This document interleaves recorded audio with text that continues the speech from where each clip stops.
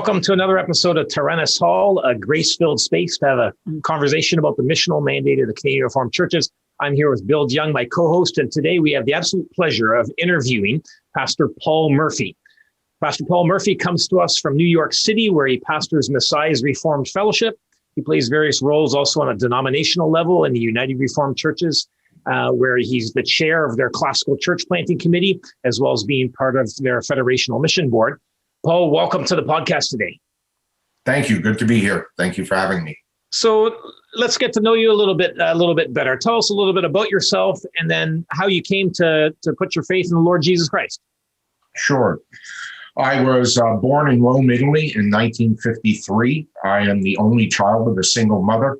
I was raised, we came to the United States when I was 3 and was raised in an Irish Catholic neighborhood in the Bronx, New York City, and raised in the Roman Catholic Church. I was an altar boy, memorized the Mass in Latin, but once I no longer had to go to church, which was probably around 13 years old, I no longer did and turned away from church and grew increasingly rebellious and pretty much characterized as being an angry young man. At the age of 29, I was witness to at a little diner type place near where I lived out by the beach in New York City. And I was reading the newspaper and saw the New York Times was talking about a volcanic eruption out in Hawaii. And I said to the person by the counter, I said, wow, that must have been like Armageddon. And they were a Christian and got their foot in the door and said, oh, you know about Armageddon? I said, oh, sure. And they said, oh, are you a Christian? I said, sure. They said, born again? I said, no. Roman Catholic. Hadn't been in church in 16 years, but of course I wasn't a Buddhist. I wasn't a Hindu. So that was the first person I remember witnessing to me. That led to a number of providential conversations with other Christians that brought me to a point of realizing that what I believed was a matter of my subjective opinion, which I had gathered from various philosophies and religions over the years. And I wound up asking myself the question, why should anybody believe what I believe? These Christians that I'm talking to at least had some basis objectively for what they believed. They believed Jesus said this, or the Bible says this, or things similar to that.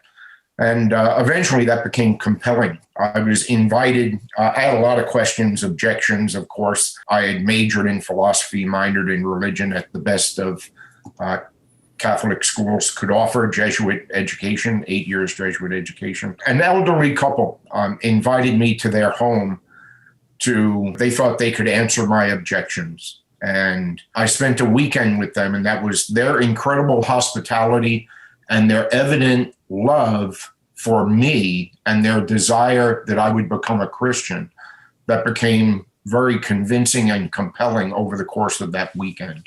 And that's when I marked the beginning of my Christian life was that weekend with them. And so that's kind of how it started. Came back to New York City. And at that time, 30 some odd years ago, there weren't many evangelical churches in New York. Finding one was not easy. Eventually saw an ad in a little circulation flyer. We believe Jesus is the Messiah. How about you? And a telephone number. And I called and wound up in a Messianic congregation in Brooklyn, New York. And Jewish people, Jewish Christians, were very influential in the early stages of my Christian life. So, and that has shaped a lot of my understanding of the Bible and understanding of theology as well. So, but that was post-conversion. So then tell us a little bit about how you get from there to becoming a URC minister. God's providence. I was working in underwater construction. I was a diver and had established myself in a career for about 10 years. But the church I was attending had a split. And subsequent to that, I was kind of designated to be trained for leadership.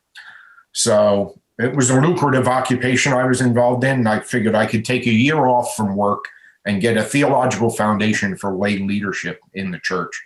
So I went to Westminster Seminary in Philadelphia with the intention of spending 1 year there.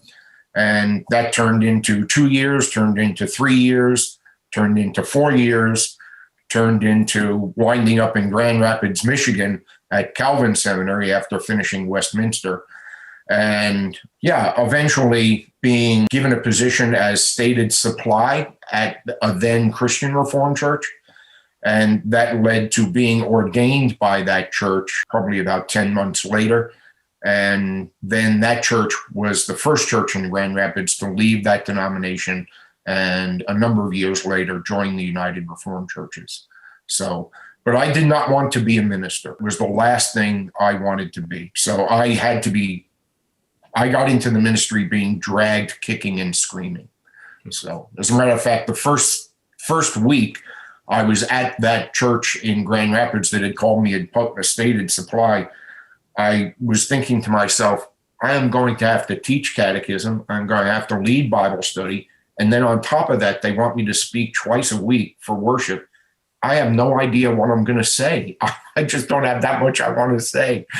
So, but that's how it happened. It was simply God's providence, really, that got me into the ministry and out of deep sea diving. So, right. Do you still have things to say? Plenty. Well, Paul, I think the Lord has given you a lot to say over the years. And I'm sure that once you started teaching and preaching, you weren't at a loss of words or things to say. I know I've profited personally from things you've said and written over the years. And I think, given the purpose of this particular podcast, we want to get to the heart of the matter as soon as we can.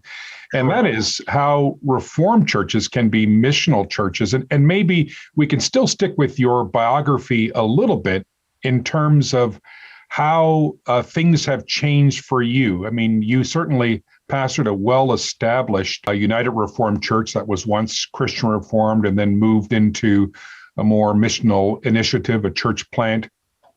But I think, in telling your story there, perhaps you can just share about how things are changing in the wider federation of the URC. At least I think we're seeing something parallel in the Canadian Reformed churches. But so in disclosing the personal transition you made from one church to another, maybe share a little bit about the shift that is occurring denominationally as well. Yeah, I was mentioning to Winston earlier that I spoke at a number of Canadian Reformed churches from east to west, from Ontario to out to British Columbia a number of years ago.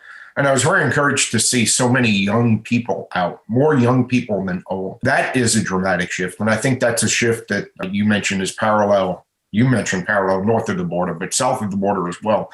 Probably 30 odd years ago when I began in ministry, going to missions conferences, they were basically all gray heads. People wanted to hear a conservative speaker talk about missions. And I like to say that we do missions by proxy, is that we pay and pray for somebody else to do it. And I think that's because that's what our people have been taught, and they do it very well. They learn that lesson.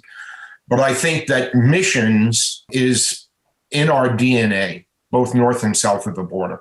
I think we are people that want to see others come to know Jesus Christ as Savior and Lord, and want the gospel taken to make disciples of all nations.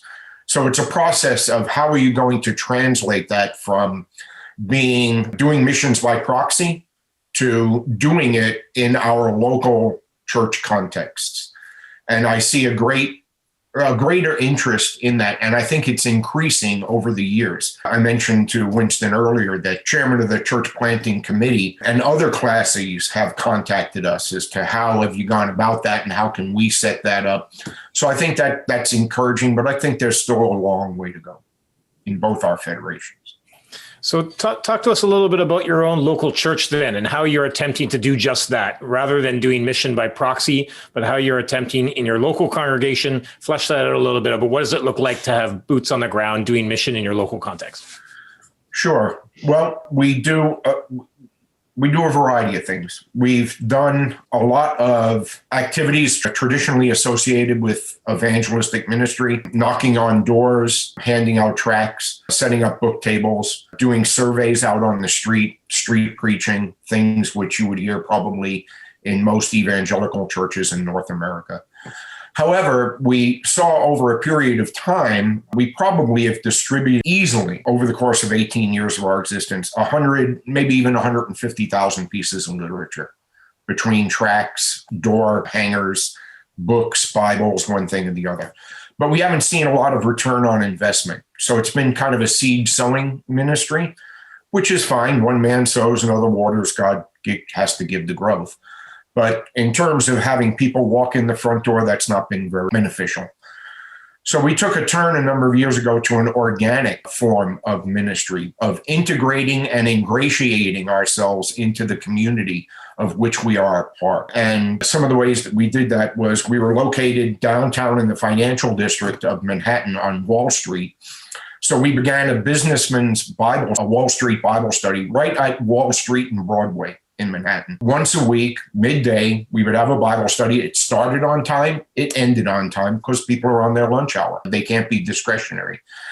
And we taught, what does the Bible have to say about business? What does the Bible have to say about economics? What does the Bible have to say about work? What does the Bible have to say about employer-employee relationships? Things like this was enormously successful. I wouldn't say we had hundreds of people, but it generated a lot of interest. Another ministry that we had was to be a chaplain at the local hospital. There was only one hospital in that area, probably for a few miles in Manhattan, which is a vast amount of territory in terms of numbers of people. And I just went and volunteered to be a chaplain there. And I would go and visit patients at the hospital twice a week. And then we trained people in our congregation to be spiritual care providers, not volunteers, but spiritual care providers, providing spiritual counsel to patients. And then we would have staff as well, prayer meetings with them, and that was strictly voluntary. The third thing that we did was to teach English as a second language at a New York City public school, which, if you know anything about public schools in New York City, it's probably the most hostile environment to Christianity in the metropolitan area. We went in there and we used the Bible as a textbook, and we didn't teach students because they have their own ESL classes, but we taught the students' parents. And that came as a result of attending a meeting with staff and teachers at the school, where they indicated they were having a large time with parents who couldn't speak English and communicating with them about their children and their studies.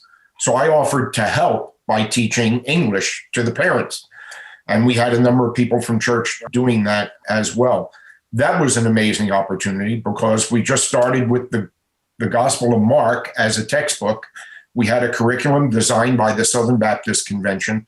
And on day one, the first thing a student would say in our class was, "This is the good news of Jesus Christ according to Mark."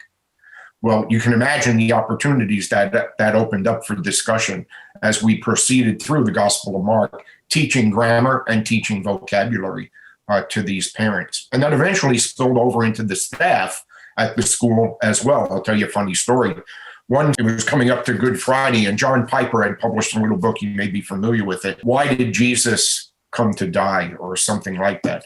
And it was 50 reasons why Jesus died. First one is to satisfy the wrath of God, right? So it gets right to the heart of propitiation in the gospel.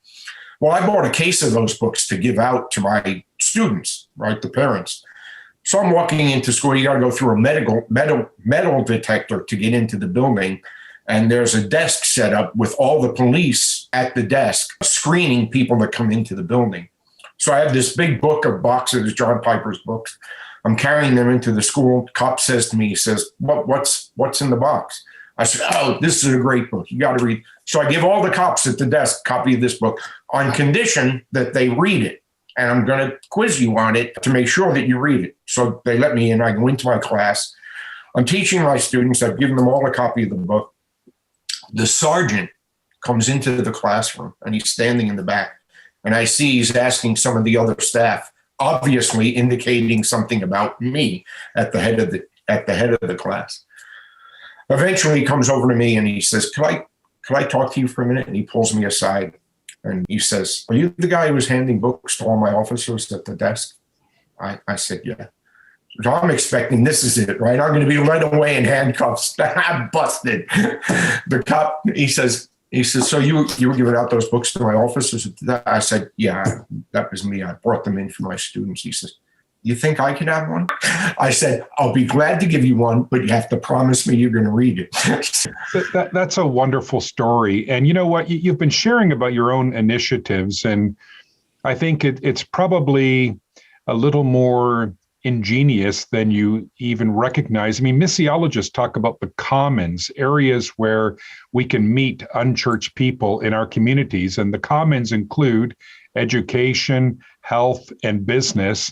And so you found a way actually to enter into each of those sectors. These are areas where we have something in common with all other people, right? We're all interested in health. We're all interested in education, and many of us have a part to play in the business sector. There are those who are suspicious of church plants and missional churches in the confessionally reformed world because they have the suspicion that this is just a way for us to change how worship is done or to modify theology. They see on the missional front things being done a little bit differently, and so it occasions some suspicion. Perhaps you could share with us what Reformed theology has meant for you in this process. Have you detected within Reformed theology any liabilities to reaching out to people? Or are you of the mind that actually within Reformed theology, we have the gospel message, and not only that, a lot of clarity about other things as well? So just share with us about something about what it means to be a Reformed pastor, a Reformed church planter. Yeah, I think that it's actually an enormous asset when it comes to evangelism and missions.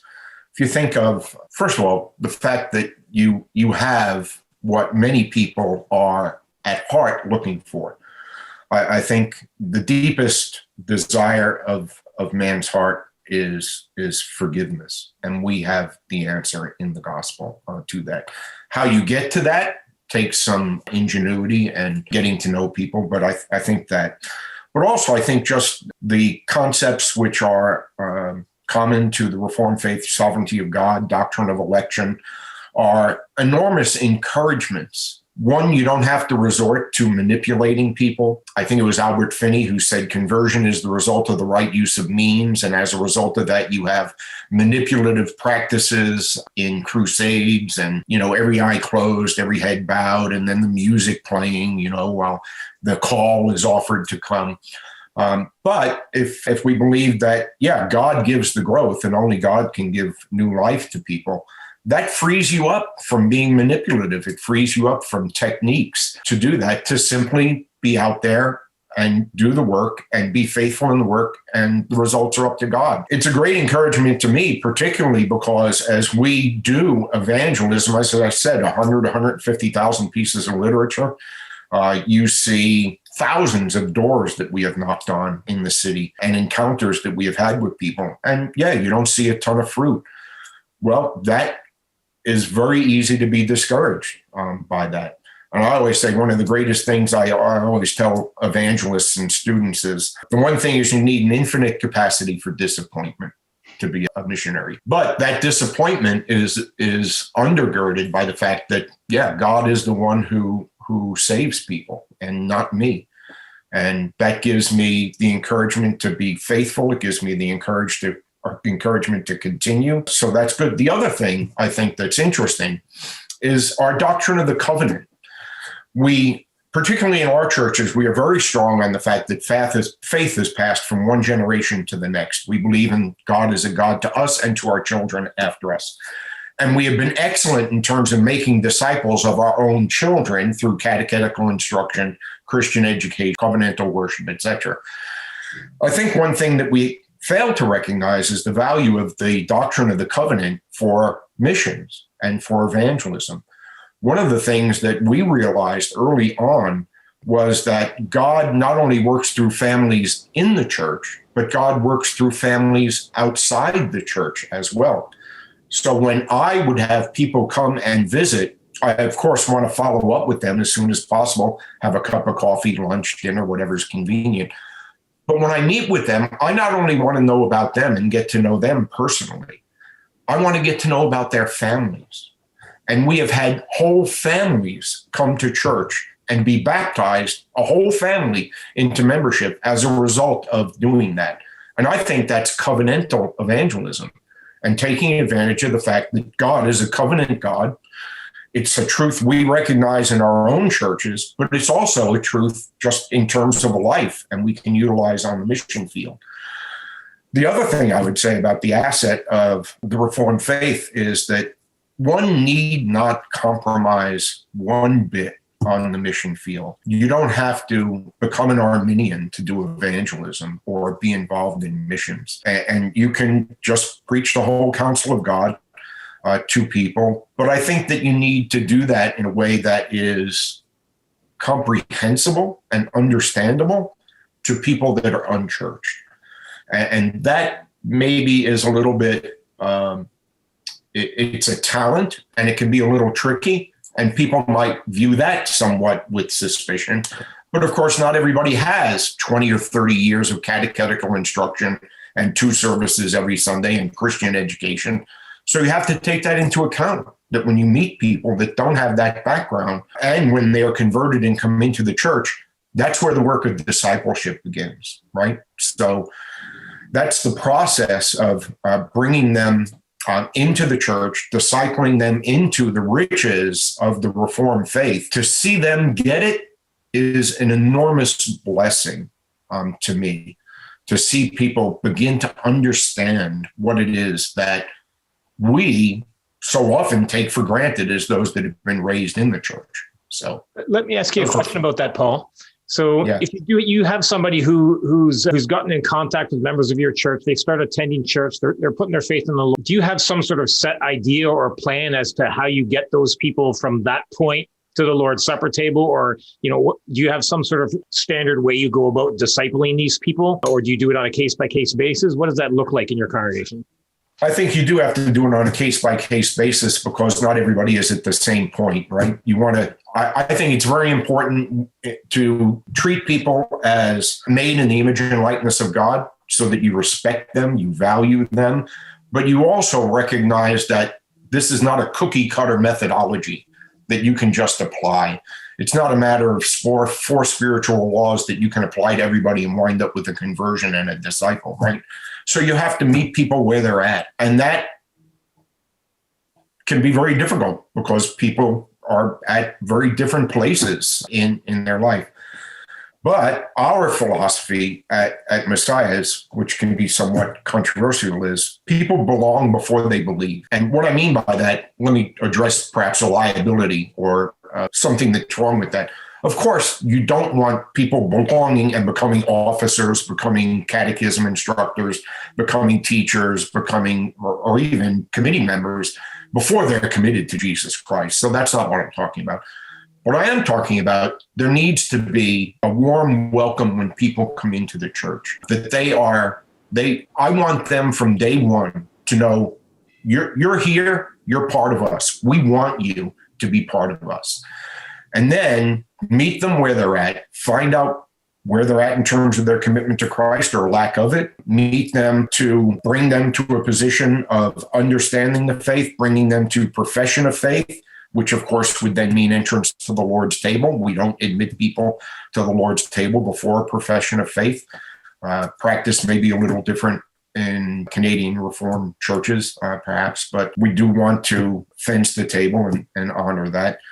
But that's kind of how we go about it. And I think that takes a lot of patience as well with people.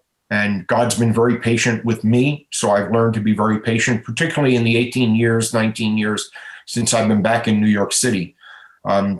Such a dramatically different context from Western Michigan has taught me the value of being patient with people that don't have that 30, 40, 400 years of Christian background in their family, people that are coming from broken families, people that are coming with substance abuse problems, people that are coming with physical abuse problems, sexual abuse problems, people coming into the church with an enormous amount of baggage, places that, frankly, a pastoral and a counseling burden on me to deal with. But that's taught me the value of patience, just being patient with people, meeting them where they're at, and bringing them to where they should be, and the various stages along that process.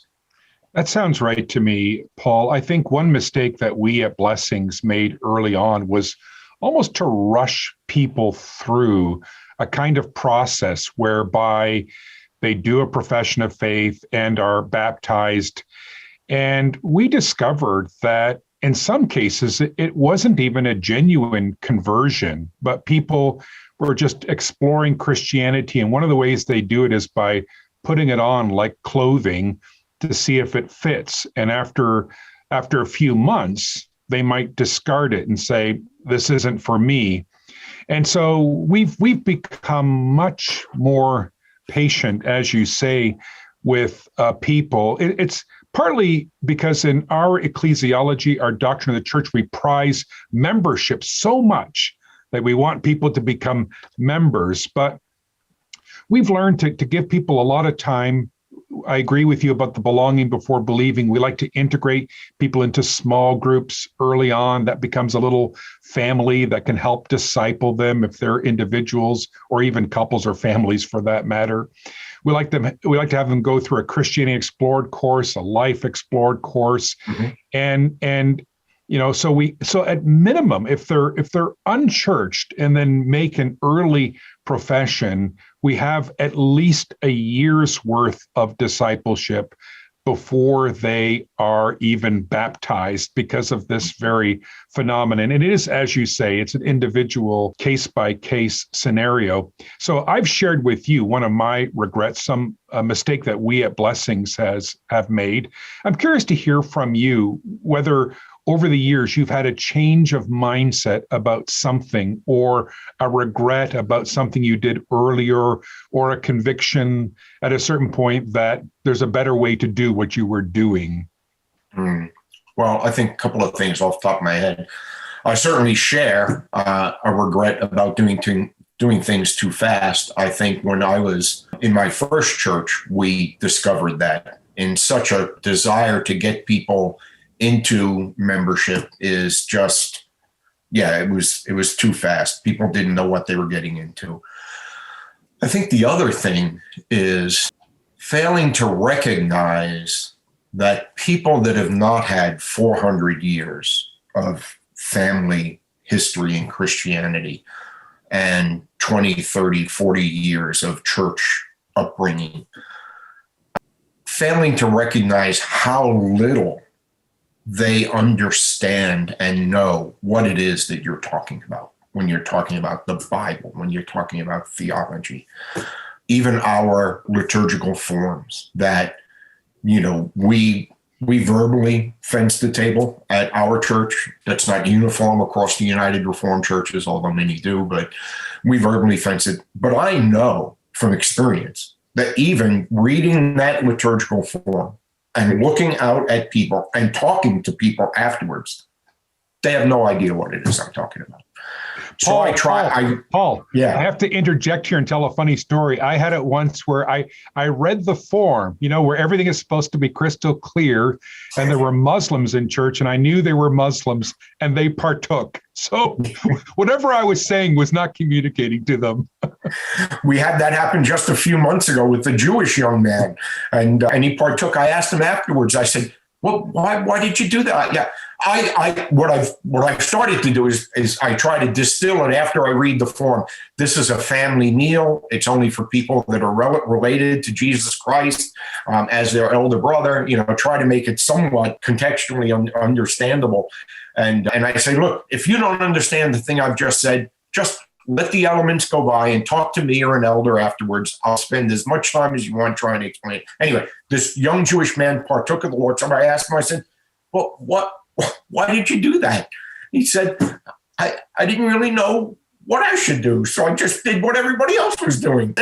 Okay, well, don't do it again, but let's talk about that.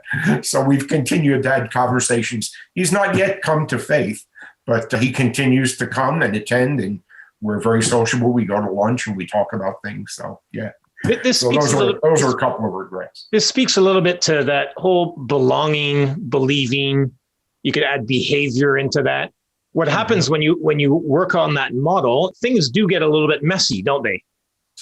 Like there's a great book. There's a great book that I read.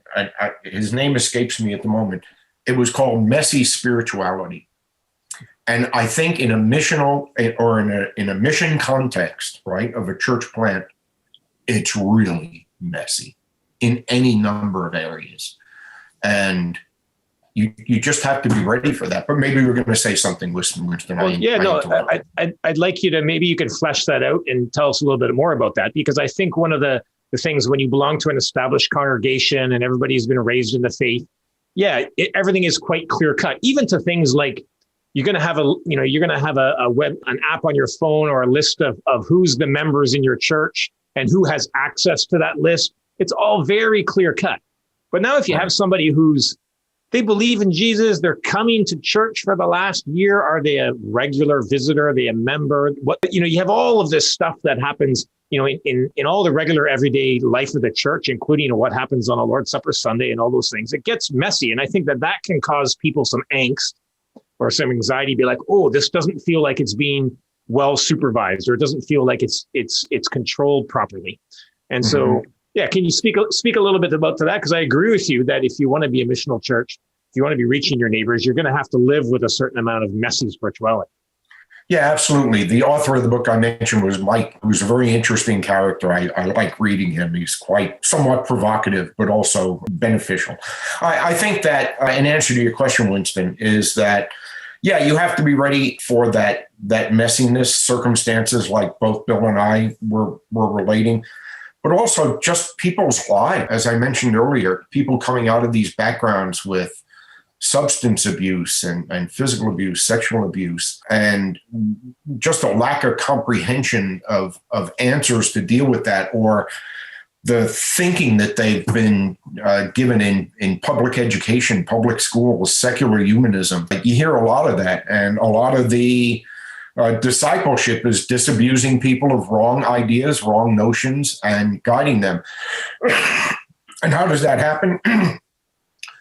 A lot of it happens Bill mentioned small groups. We also have what we call neighborhood groups, but people are very hospitable, a lot of interaction and sharing, opening homes to people, inviting them, even on their first visit to church, inviting them to home. A lot of that stuff happens in those settings, which is I think it's very good because it's very disarming, right? It's one thing to sit in church, which is unusual enough for somebody that's unchurched. It's an entirely different culture, right? But, then you meet with the pastor or you meet with an elder or somebody, right? And it's like, oh, they're the official representative and they're the know-it-all. But if they're just meeting with another member in their home, that's an entirely different setting. Things come up, just talking about life. It doesn't have to be we're teaching them the catechism, right? Where that's just very helpful for those people to learn things. And I've just seen that over and over again as the benefit and the value of those informal relationships, informal, hospitable relationships where people really begin to learn and grow. Yeah. So, and that helps with what happens on Sundays too. So, an instance from my own experience, you have somebody who starts coming to church, a man who starts coming to church, and then the next time he comes, he's wearing makeup. So, and is dressing, oddly. And right. So, if you've never sat down and had a coffee with him, or if you've never had him in your home, you only see him or hear about him. And so you stare at church and it's like something strange, but that's very different for the person who's had him over, has been, informal relationship with this person for a while. And then you approach it entirely different. Which gets to another point I wanted to ask you, Paul. It's, we're talking about, you've mentioned a number of things that you yourself do as a pastor, some other things that other people do. How do you go about encouraging the members of your church to be mission orientated in their relationships in their own everyday lives? It's one thing for you to say, we're going to start a businessmen's breakfast or go to the hospital or whatnot. But what about for the everyday average member in your church? How are you going about encouraging them to share the good news of Jesus? Yeah. Well, that's always a challenge to translate that into your membership. Some of it is through preaching, I think, is not in terms of exhortation, right? We're not banging people over the head, get out there and do evangelism. But I think it's just preaching in terms of appreciating the gospel that's being preached from the pulpit, appreciating the grace of God and what that has done in their own lives. So I think, and I've said this many times, I think evangelism begins it first and foremost is coming to meet with God, the God who is the God of all grace, the God who welcomes us with grace, mercy, and peace. First thing, just think, hell-deserving sinners, the first thing they hear on a Sunday is grace, mercy, and peace be unto you. That ought to knock our socks off. I'm getting chills just saying it, right? And that ought to have that effect in every member of our congregation, right? And I think John Piper says missions exist because worship doesn't. And I think there's an innate, inherent reciprocal relationship between worship and evangelism. I could elaborate on that, but worship. Secondly is just encouraging people. Our encouragement, it's in our bulletin every week, is to spread the love of Christ where you live, work, study, and play. So you don't have to come out and do street evangelism on Saturday, which we do every Saturday in a local park, right? But you should do it wherever you live, work, study, and play. It's just be part and parcel of who you are as a Christian, sharing the love of Christ. People need to know how to do that. So there may be some training in evangelism or in apologetics that could be helpful to equip them, teaching them organically to be friends, develop relationships, be hospitable, love your neighbor. These are all means of reaching people and just treating them as human beings made in the image and likeness of God that you have a sincere and genuine interest in. And I think that's very important, particularly in New York City and maybe also where you men are located, is that you are conveying to people you have a genuine, sincere interest in them as a human being. You're not looking at them as a notch on your belt. You're not looking at them as a potential member and tither. You're looking at them as a human being that you value and that you genuinely are concerned about. Yeah, I think that's excellent, Paul. People get turned off very quickly if they sense that you're manipulating the relationship for ulterior purposes. Absolutely. I'll tell you a funny story about that. We were doing door-to-door evangelism when I was in seminary, and we had a survey. So we knocked on the door and asked, would you take a few moments to answer 10 questions? We're from the local church, etc. We got through the 10 questions and got to the end and said, would you be willing to give us a few more minutes to talk about Jesus Christ? And she said, that's really what you wanted, isn't it? You could have skipped the 10 questions. And I was like, oh, man, got me. I felt so convicted by that, right? That's just manipulation, right? So you're right. Yeah. It's interesting. Some people come to church actually quite suspicious about all of this. Suspicious that we want something from them or we're going to do something to them.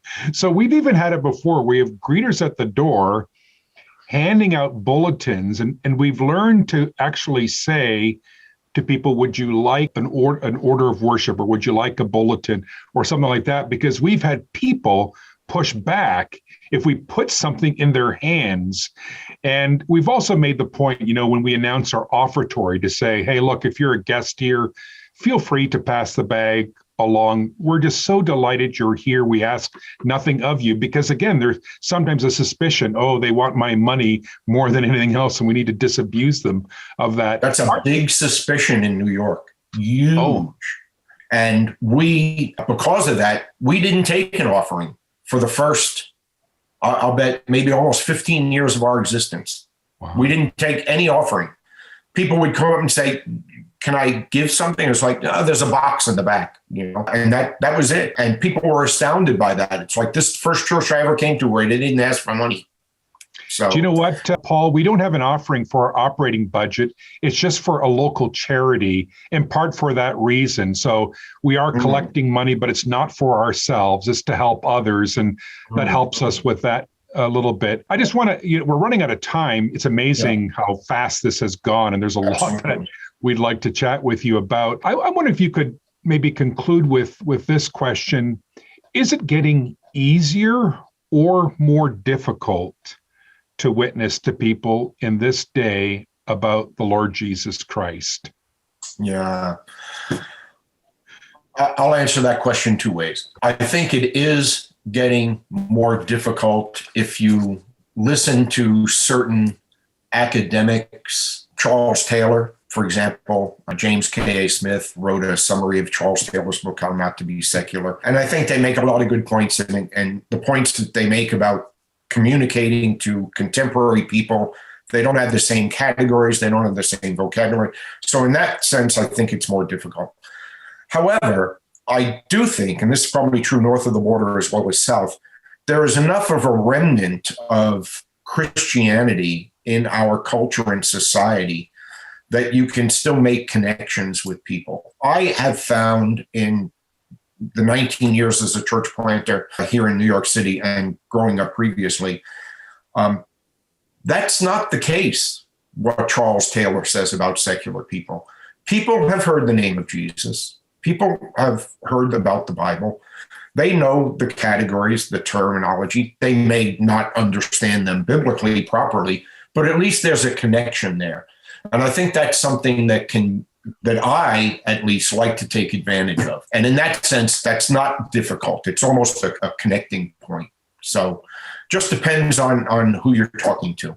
Well, Paul, I usually like to end our podcast when we have a guest like yourself to give specific advice or, some special words to Canadian Reformed churches in general. But this time I'm going to ask you to do that, but in a more direct way. Can you tell us a little bit about your classical church planting board and how that works? And yeah, I'm asking that question because that's something that was actually about now 15 years ago. One of the professors from our seminary, Dr. Arian de Visser, he wrote a paper called Evangelism According to the Scriptures. And in that, he recommended that every classis should be working on a church plant project. Now, I don't know if that's actually happened in the last 15 years since that was written, or maybe even more than since that was written. Tell us what you guys are doing there, and maybe we can be inspired by it. Sure. We went to classis a number of years ago. We were given a financial, which certainly helps. When you want to plant churches, money helps. So we were given a financial church. We went to classis and we made the proposal that healthy churches plant churches. Therefore, every church should be looking to plant a church. We have actually incorporated that into our questions on the back of the classical credential. The standard questions asked on credentials. We adopted that as a classis. Are you actively seeking to plant a church? And if not, how can we help you, right? So that was the premise, was healthy churches plant churches. And then we have done a variety of things as committee. We have actually gone around to all the churches, offered to meet with consistories, had a kind of a missions emphasis work of the committee, going to all the members of the committee, going to all the churches in classis and promoting that concept. But we believe not only that healthy churches plant churches, but the churches plant churches. So the committee doesn't plant the church. Classis doesn't plant the church. We need a church to plant a church. So churches are required to have skin in the game. They can't just go to the fund and ask for money, but they need to oversee the work of the planter and of the plant. And we've had some failures from which we've had some successes. We ourselves started as a plant. So we're still in the process of learning. We're revisiting and revising kind of a church planting procedure and proposal to maybe eventually come into a manual of church planting. But I think that's been welcomed, but I think it's difficult for churches to take that responsibility on. Being honest, it's not been enthusiastically followed by every church. It's an enormous responsibility, in addition to the work of the elders in the local congregation, to now take on the oversight of another group of people, particularly if they're new believers, right? So that's a big challenge. And I think that some of the failures that we have highlighted, maybe exacerbated the challenging aspect of church planting, which has made some of the other guys of some of the other congregations circumspect. maybe would be the right word. Thank very much for sharing that. It is a big challenge, but as Jesus promises us in the Great Commission, he's going to be with us to the end of the age. And he's obviously been with you throughout your life and also with your congregation there. Thank you so much for sharing from your experience and blessing us at the on Tyrannus Hall today. Thanks very much, Paul. Glad to do so. God bless you, man. Bill, tell me something that sticks out for you in that discussion with Paul. I really liked Paul drawing our attention to the concept of messy spirituality. You know, at Blessings a while back, we had a cross-dresser in church, a man who's clearly a man dressed as a woman. And interestingly, we had another woman in the church, single mother, who was also a guest and had been a guest for a couple of months. She came to me and complained about the cross-dresser. And I said, well, he's here because I've invited him here. Where else is he going to hear the gospel? This is an instance where, you know, this is messy spirituality. And I think sometimes we expect too much of people, especially when they're just cutting their teeth on the gospel. And we expect a transformation in life immediately, perhaps. And there are things that are going to happen in church plants and in missional churches that are just frankly messy. Have you had an experience like that as well, Winston? Yeah, like as I mentioned in the podcast, you know, having somebody who is, you know, a man who is dressing as a woman. But I think about that it just happens in your regular everyday life. When my children were young, we had a lesbian couple over for dinner. And, you know, you as parents, you're like, okay, so how do we deal with this situation with our children? Or how do we deal when we've got neighbors who use language that we don't usually use, you know, in our home? Or how do you deal with, you know, any host of problems when you're dealing with people that are not living sanctified lives? They haven't been justified by grace through faith. And so their behavior is not conforming to the norms of Scripture. How do you raise children in that context? How do you interact with those people? Where are the times where you say, for instance, you know, we had to come with grips. It's one thing if you have your neighbor over once. It's another thing if they come on a regular basis. And what happens if they use the Lord's name in vain?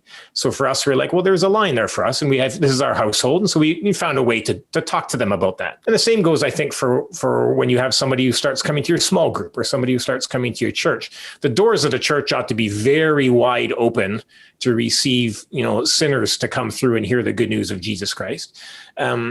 But that does mean things get messy, and you're going to have to learn how to talk to your children and talk to other people and visitors and members about what that looks like. Yeah, that can make us feel uncomfortable. But I think that if church feels perfectly comfortable all the time, you're probably doing something wrong. Yeah, I think that's essentially the case. I also like the point he made about being a Reformed church planter, saying there's nothing in Reformed theology that proves to be a hindrance or an obstacle to promoting the gospel, just the opposite.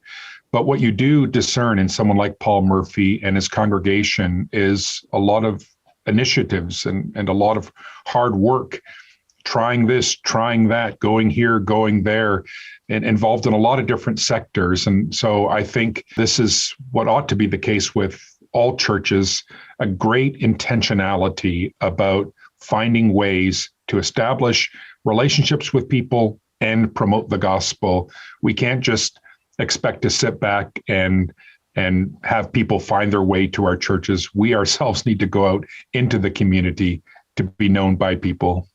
Yeah. And if you think back to our very first podcast with R.N. DeVisser, he said that one of the things he feels has changed in our federation over the last 15 years or so is that it used to be that people would have question marks about, oh, this sounds Arminian. And he figures that now that that's sort of changed in Canada here, where people are generally comfortable that, yes, of course, as Reformed leaders, we should be involved in mission work and local mission and evangelism. That's not a question for them. But the big difficulty that still remains is how do we go about doing that? And so seems that one of the things Paul and his church are modeling is that let's try a host of different things and be willing to learn from it. That you're not going to figure it all out ahead of time and say, here's exactly the perfect way you do it. And this is the way this is the exact good Reformed way of going about things. You need to go out and try and then talk about how it went and learn from it and maybe adjust and change and repent if necessary. But unless we're willing to get out there and be creative like that in our own personal lives, as well as in, as churches, well, yeah, then we're not going to get very far. Then we'll stay with our great theology, but we won't get very far in terms of missional practice.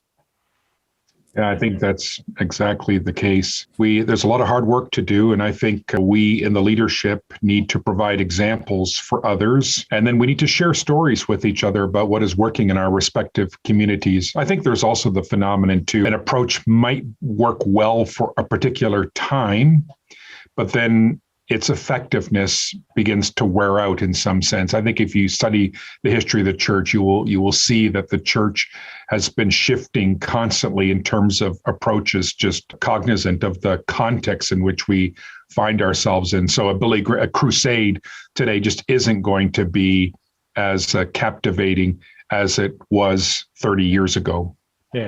Yeah. Maybe we could, end on that note, thinking about stories. Paul certainly, has got good stories that make him chuckle, when he was remembering and telling us stories from a long time ago. I think that we could probably do a better job. I could do a better job at telling our own stories about evangelism and when we engaged in chatting to our neighbors or to our colleagues or those that we're at the gym with or whatnot, and sharing those and sharing some of the positive and negative experiences we have, so that we normalize that a bit and so that we learn from each other. And that we can also then glorify God for the opportunities he does give us. And I'm convinced that there are a lot of Canadian Reformed people out there that have got a lot of great stories to tell about how they've really attempted to reach their neighbors for Christ. And so maybe that's a subject for another podcast, a podcast just of stories of personal evangelism and where they went. Let's leave it at that, Bill. Thank you so much for joining us to do this again today. You're welcome. Good to see you, Winston.